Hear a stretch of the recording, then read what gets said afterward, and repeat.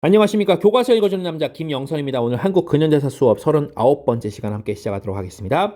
4대단원 대한민국의 발전, 4중단원 경제성장과 사회문화의 변화, 그리고 산업화의 명과암으로 묶어서 보도록 하겠습니다. 교과서는 270에서 279까지 볼 건데 굉장히 듬성듬성 볼 예정이에요. 자, 학습 목표 하나씩 보겠습니다. 첫 번째, 자, 경제개발에 따른 산업화 도시화의 명과 암을 이해한다. 명은 밝은 거, 좋은 거, 암은 어두운 거, 즉 나쁜 거 얘기하는 거죠.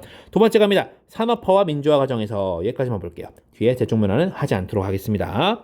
자, 오늘 연표 보시면요. 1962년 제1차 경제개발 5개년 계획 나오는데 어느 정권인지 아셔야 돼요. 62년 박정희가 대통령 되기 전이지만 5.16, 61년 5.16 사건으로 5.16 군사정변으로 정권을 그래도 잡고 있는 그런 상황인 거죠. 62년, 박정희 때구나.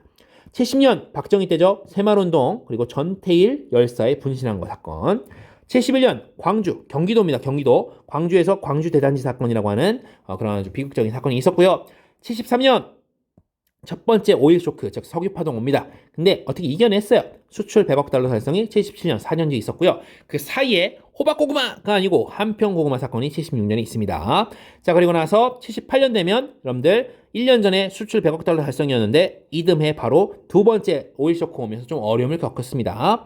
자, 82년 여기 좀 그어볼게요. 82년부터는 여러분들 여기 누구구나 전두환이라는 걸 알 수 있죠. 79년 12.12로 인해서 그 이후로 계속 전두환이 또 정권을 찬탈하고 있었죠. 그래서 82년 프로야구 개막 그리고 나중에 88년 서울 올림픽까지 같이 얘기할 수가 있겠습니다. 자, 이 내용 진행해 보도록 할게요.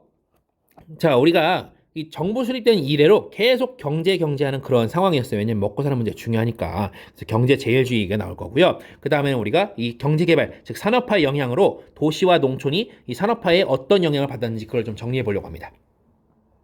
자, 첫 번째 문제 봅니다. 박정희 정부 나와 있고요. 두 번째는 전두환 정부 나와 있는데 먼저 연대를 정리해야 돼요. 박정희는 1960년대부터 70년대, 전두환 정부는 80년대 생각해 주시면 되겠죠.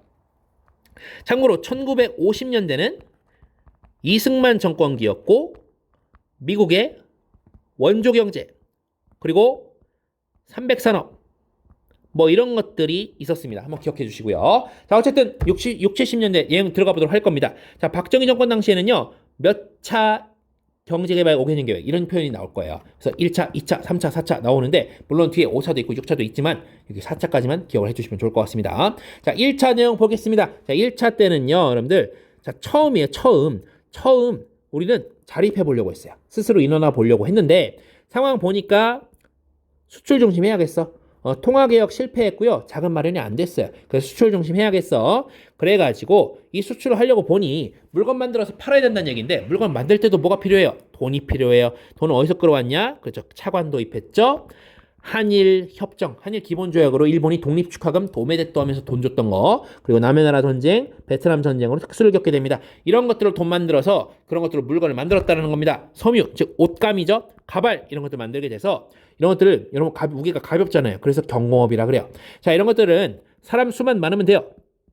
노동력을 몰빵, 즉 집약시켜서 만드는 그런 산업입니다. 자, 그래서 수출이 성장한 거 자명한 일이었고요. 자, 2차 때는 무슨 얘기가 나오냐면 경부, 고속, 국도 이런 얘기가 나옵니다. 자, 여러분들 도로라는 것은 깔아놓으면 거기서 돈이 나오는 게 아니라 그 도로를 통해서 다니는 유통 관계를 따라서 다른 그 재화를 창출시키는데 간접적으로 기여하죠. 그래서 이런 것들을 사회 간접자본이라고 부릅니다. 공항, 항만 이런 것도 마찬가지예요.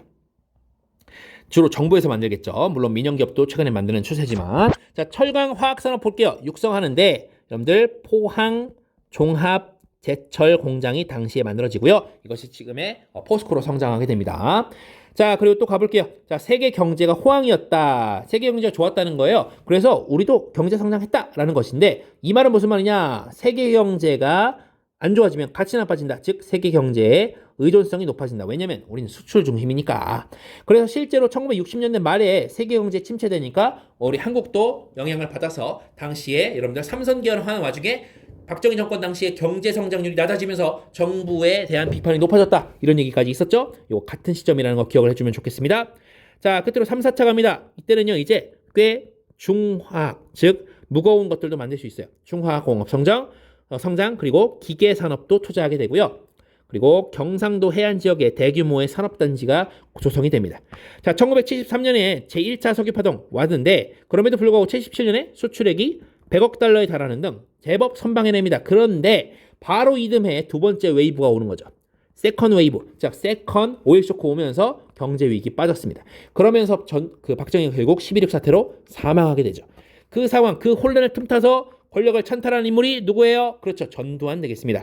전두환 당시의 경제개발 정책의 특징을 보도록 하겠습니다. 일단 박정희 정권 그대로 이어받은 거기 때문에 그 틈을 타서 왔기 때문에 여전히 석유파동 상태입니다. 2차.